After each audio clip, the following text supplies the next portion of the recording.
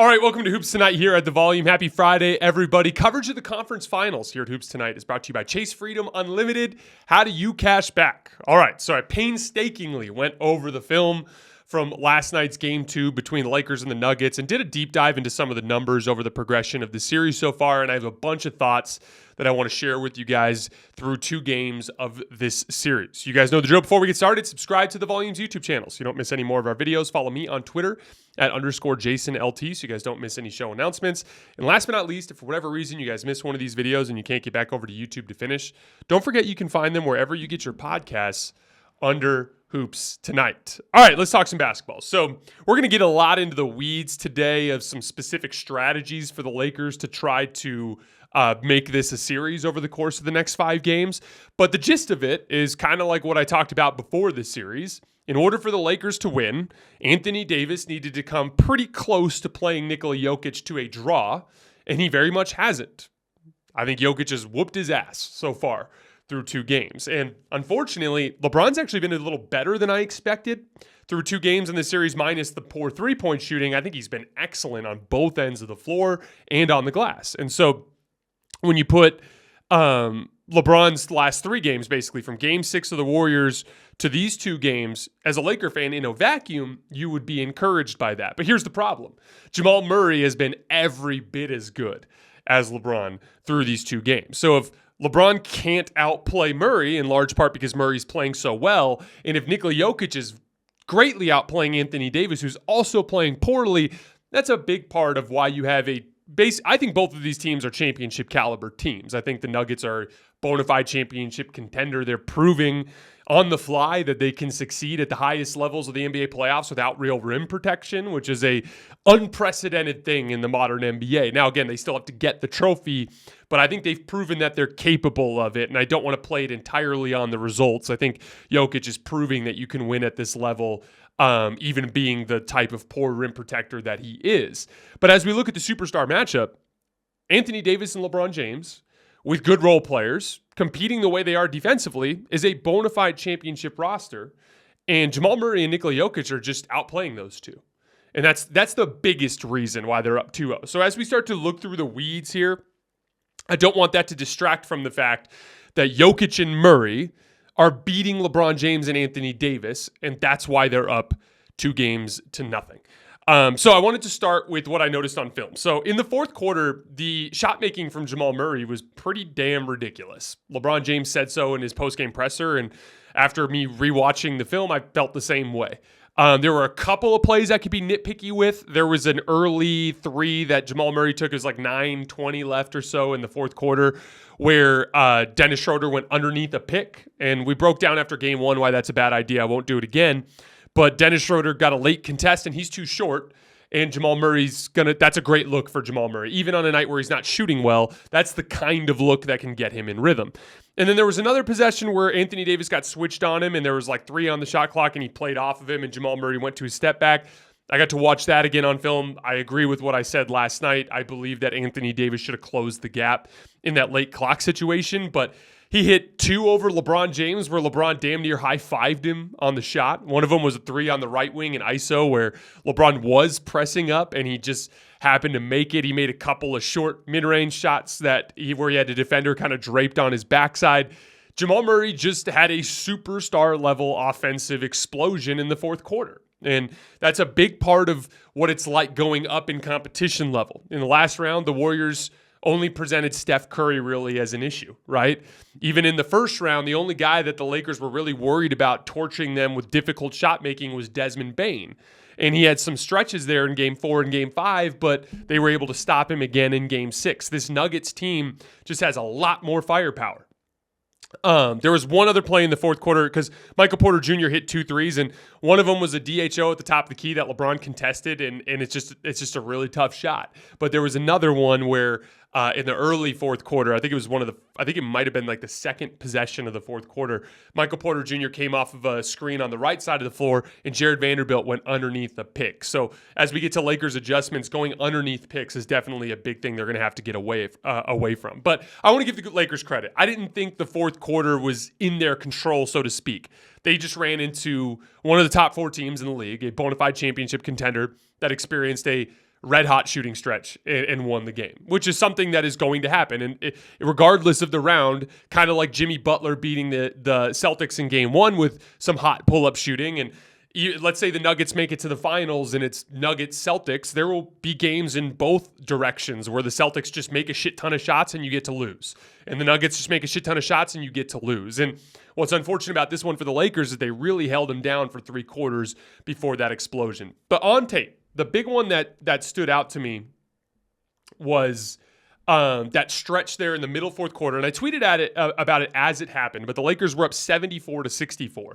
And they gave up an 8-0 run in 1 minute. And basically what happened in this run was Jokic is posting up on the right block, and he's got the ball in his left hand, and the Lakers did what they've been doing throughout the series so far, which is one pass away, they're digging down.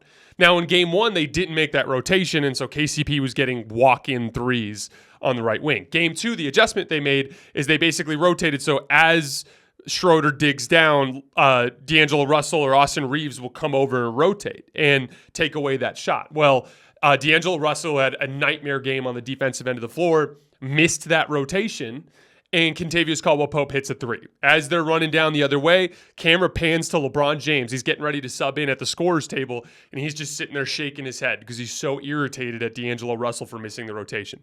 They go down and they run a pick and roll on the right side of the floor, and Anthony Davis gets a perfect little pop shot 10 feet from the rim, the kind of shot that he's been making for most of his career, but he wasn't able to make last night, misses it short on the rim. As the Nuggets push down in transition, Anthony Davis loses a box-out battle to Jokic. Jokic just buries him under the rim, grabs it, slings it across the court to Bruce Brown, who's wide open, and he makes a 3. There's a 5-0 run. Go down the other end, D'Angelo Russell, after not being able to make anything the entire game, decides to take a pull-up 3 off the dribble with 7 seconds left on the shot clock, misses it off the back rim. Again, I don't mind. A lot of times when we're looking at these 3-point shots, the pull-up threes from D'Angelo Russell, the pull-up shots from LeBron, it's less about the shot because I know D'Lo can make that shot. All the 3-point shots LeBron got in the fourth quarter were good looks, but you got to save them for the end of the shot clock when it's that type of game, right? You got to look for something easier first. I'd rather have D'Lo try to get downhill in that pick and roll and make a play for a teammate, and if it doesn't work, then take a tough step back 2 or something along those lines at that point. But on the D'Lo miss, the Nuggets just push the ball up the floor, and like the Lakers have been doing all series, they lose Bruce Brown on the right wing. No one picks him up. He just drives to the basket and gets a layup. So the 10-point lead turned into a 2-point lead in 1 minute because of extremely sloppy execution from the Lakers. And that's the thing is I don't look. That's the way I evaluate basketball games. Like when you look at the Jamal Murray shots, you kind of have to live with that. It's just the reality of tough shot making in the NBA, right?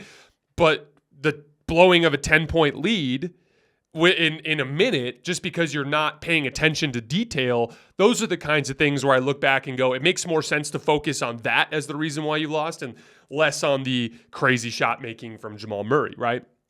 And what's worse about that is they were on a run to get it up to 10. And then immediately after the 8-0 run, they went on a 5-0 run. So surrounding that, they were playing really good two-way basketball. And if you take away those mistakes, maybe instead of being up 10, you're up 16 or 17 points at the end of the third quarter, but instead you're up 3 because of poor execution to end the quarter. And so again, that to me is the type of thing as a coach, as a team, as you're trying to fix things moving forward into game 3, those are the stretches I would focus on. But in the fourth quarter, it was all just tough Jamal Murray shot making. And this is the beauty of what makes him such a great complementary star to Nikola Jokic. I compared him on Twitter this morning to the Kyrie Irving, LeBron James dynamic with the Cavs in 2015 to 2017, where LeBron's clearly the best player. Jokic is clearly the best player. But Jamal Murray and Kyrie Irving are fantastic at the one thing that Jokic and LeBron can struggle at sometimes, which is bailout shot making. They both can make those shots. We've seen it. Jokic made a couple of wild one-legged fadeaways in game 1, right? And LeBron James throughout his career has shown an ability to make tough jump shots off the dribble occasionally, right? But Jamal Murray and Kyrie Irving, that's what they do for a living. That's the reason why they're in the league. They struggle with a lot of other things, right? And so it makes them a perfect complement to LeBron James and Nikola Jokic, because in a game where Jokic can't make a jump shot, right? And he's struggling a little bit, struggling with those bailout possessions, Jamal Murray was able to carry him. And in a big way, it's like end of the fourth quarter, game 7, LeBron is struggling with to generate higher quality shots. He misses a hook shot over Steph Curry. He misses a long 20-footer over Festus Ezeli on the left wing. And it's like somebody's got to do something. And so he goes to Kyrie Irving, and he's able to make a tough step back 3 on the right wing, right? And Nikola Jokic having a rough shooting night, he's able to just defer to Jamal Murray at the end of a game, and he's able to make a ton of shots. That's the beauty of that partnership between those two guys. Lakers adjustments moving forward in the series. It is clear to me that they can get stops against this group. The half-court defense for the Lakers in Game 2, despite the Jamal Murray avalanche, 0.916 points per possession, which is astoundingly good against the Denver Nuggets. They can get stops, but it's very clear to me that it's exhausting for them to do so. And so consistent energy and focus is going to be the only way that the Lakers can win this series. Every time they let their foot off the gas, Denver makes them pay. I just broke down for you guys an 8-0 run in a minute. In the entire game, the Nuggets averaged 1.421 points per possession in transition, which is off the charts good. So when the Lakers make mistakes, the Nuggets make them pay, and that way they are very similar to Golden State in the sense that they're a better execution and effort team, and so they capitalize on Laker down stretches. So big adjustment for the Lakers moving forward. They have to just be incredibly locked in mentally during the entire game. 2, they have to start chasing Jamal Murray and Michael Porter Jr. in particular over picks. They've been getting burned all series so far. Every time they go underneath picks, that's an adjustment they have to make. 3, they have to stop sending guys to the offensive glass. Like I just broke down the transition element. I tweeted out a play, and I talked about this last night, but when Anthony Davis and Rui or Jared Vanderbilt are crashing the offensive glass, Denver's looking to push the other way, and they're getting advantage situations there. Think of it like this. You're crashing the offensive glass to hopefully get another possession, right? So that hopefully you can score another point per possession, right? Here's the problem. Your half-court defense is holding Denver to 0.916 points per possession, and in transition, they're getting 1.421. So you're actually not getting any offensive rebounds because Jokic is dominating the defensive glass, and on the other end, that's when Denver is able to get easy shots when they're struggling against you in the half court. So the adjustment is you have to stop sending guys to the offensive glass, and basically as soon as a shot goes up, everybody sprint back because that's your best chance to stay in the game defensively. I also think they need to consider playing a lot more Rui Hachimura. The 3-man lineup of Rui Hachimura with LeBron James and Anthony Davis in this series has only played 29 minutes, in large part because Rui's not starting, but that's been their best lineup. They've been plus 10.6 points per 100 possessions, and they're holding the Nuggets to an astonishing 93.9 points per 100 possessions with that group. Why? Pretty simple. 3 guys that can credibly guard Nikola Jokic that allows you to do a ton more switching. As a matter of fact, when things really bog down in the half court, especially at the later portions of games, I would actually put LeBron James on Jamal Murray. I'd put Rui Hachimura on Nikola Jokic, Anthony Davis on Aaron Gordon. I'd switch the Murray-Jokic actions. And then if they rotate hard out of that with Anthony Davis roaming off of Aaron Gordon, I think that's their best opportunity to consistently get stops against this group. So I'd start Rui. Now, if LeBron James is guarding Jamal Murray, then Dennis Schroeder's on-ball defense becomes less valuable. You're putting him in an off-ball role, probably on someone like KCP, right? And Austin Reeves is going to be on Michael Porter Jr. So in that case, I actually think you stick with D'Angelo Russell. As crazy as that sounds, as bad as he's been, you have to hope that he just kind of gets it going at home. And I'd put him on Kentavious Caldwell-Pope. And the big reason why I'd go with D'Lo over Dennis is one of the issues that the Lakers are having is when Dennis Schroeder's on the floor, one, in pick and roll, they're ignoring him off ball, which is a big part of how Denver's able to get stops. And then in the hedge and recover situations when LeBron's trying to pick on Denver's guards, they don't have to worry about Dennis hitting movement threes off the ball. So Dennis is super slow release where he needs to be like completely wide open to hit a 3. That's causing a lot of problems for the Laker offense. So I would go with D'Angelo Russell and just count on him hitting more of those spot-up 3s at home and count on him hopefully just giving a better defensive effort against Kentavious Caldwell-Pope. But fatigue's going to play a huge role in this game. the Lakers actually had a better half-court offense in Game 2. The Nuggets averaged 0.916 points per possession. The Lakers got 0.929 points per 100 possessions in the half court. But transition is where the Nuggets are having the most success offensively. And so it's clear to me that over the course of these games, as long as the Lakers are locked in, they can guard Denver. But Denver might win the series anyway just because of the way they can wear them down. LeBron and Anthony Davis weren't saying anything about fatigue affecting them at the end of the game. Anthony Davis just said no. LeBron James said, we're all tired. It was readily apparent on the screen that the Nuggets had more energy at the end of that game than the Lakers did, right? And so fatigue is probably going to play the biggest role down the tail end of this series. If Denver is the more resilient and more conditioned group, that could literally be what wins them this series, especially with how sloppy the Lakers get when they get out of the half-court setting. All right, let's move on to Denver.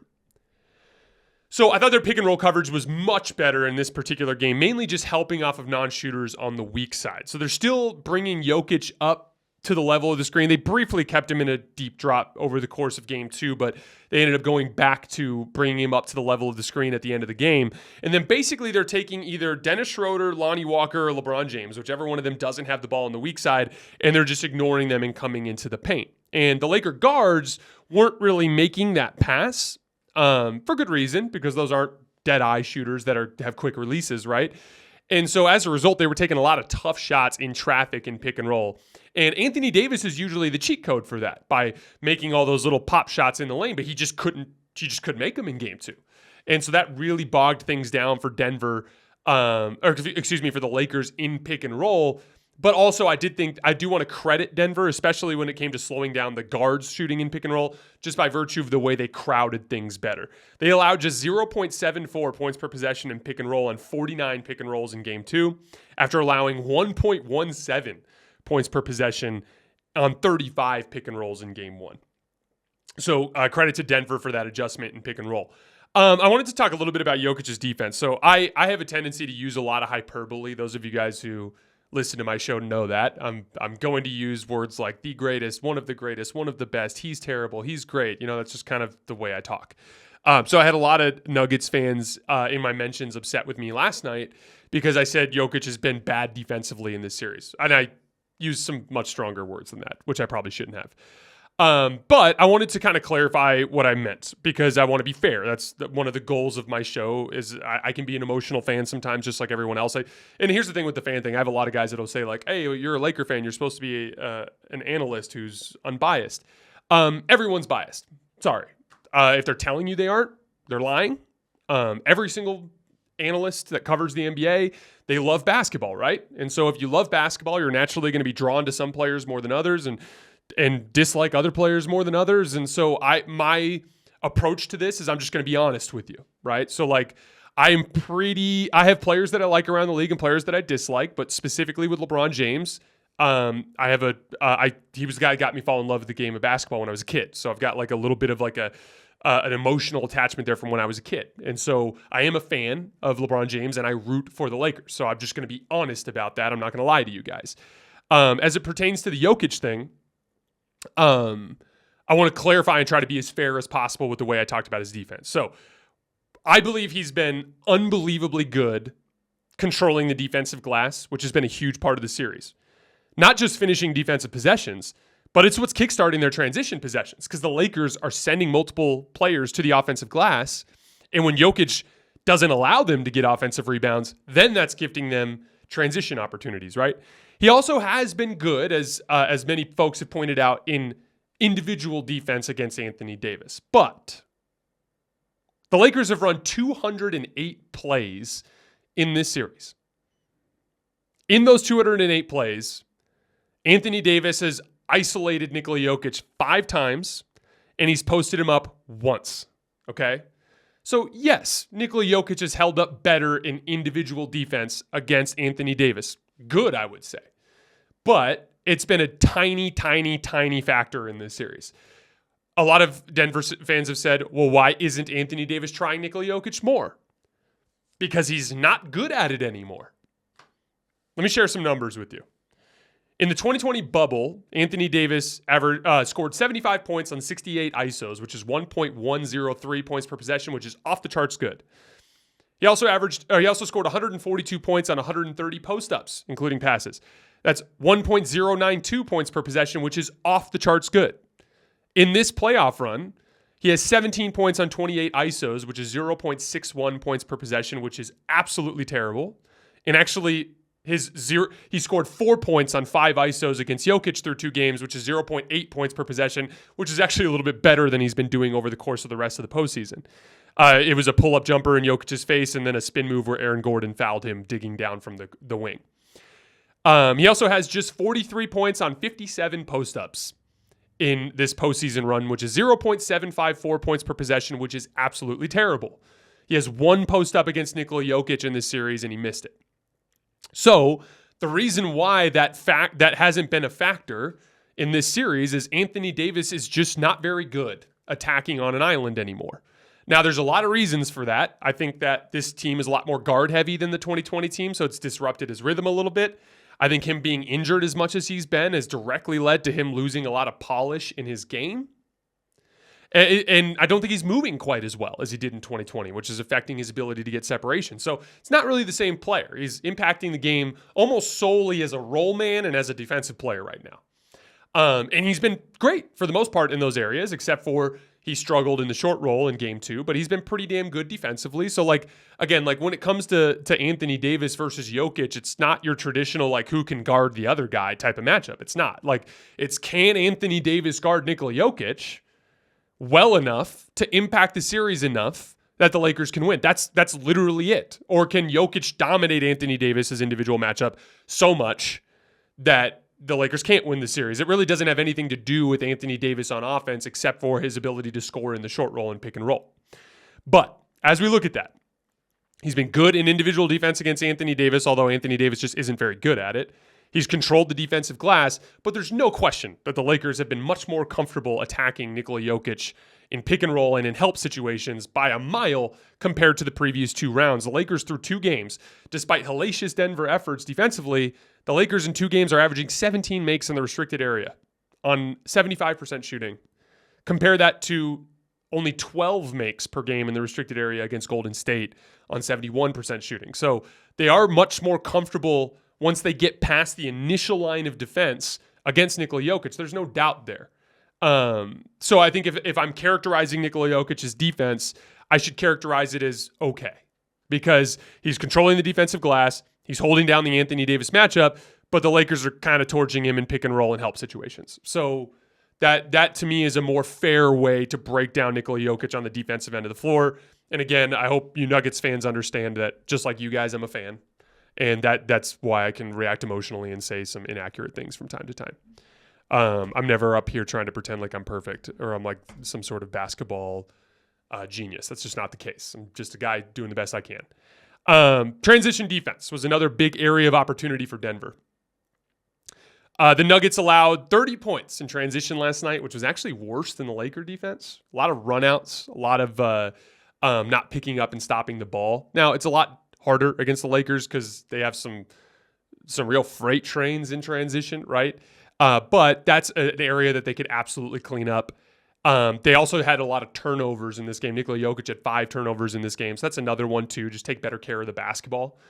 But from an execution standpoint, I'm not really sure there's anything they can do very different. The Laker defense is legitimately very good, and they're doing the best they can to capitalize on that. They just need to make shots. Their spot-up shooting wasn't where it was in Game 1. They were 1.5 points per possession in Game 1. They were 0.667 points per possession in spot-up situations in Game 2. So take better care of the basketball, get back in transition, just got to shoot better. And I mean, what turned around the game, right? In the fourth quarter, it was finally starting to hit shots that they were missing in the earlier portions of the game. So I think the Lakers, in order to win this series, have to win 4 consecutive games. I think they've got to win 3, 4, 5, and 6. I think if they lose any of those games, this series is over. That includes Game 5. Even if the Lakers tied the series, I just don't think they can win a Game 7 in Denver. I do believe the Lakers will get Game 3 comfortably. They're just too good, and the desperation will be so much in their favor. It's just going to be a nearly impossible game for Denver to win. But I give Denver a good chance to win Game 4. And a good chance to win Game 5 and a good chance to win Game 6. Any of those games that they win, I think the series is over. So yeah, that's what I got for my film session. tonight for Eastern Conference Finals game 2. I'm actually taking the night off for an event that my wife and I are going to. So I will be covering that game first thing in the morning on Saturday. And then, as usual, we'll be going live after the final buzzer of game 3 on Saturday night. As always, I appreciate you guys, and I will see you then.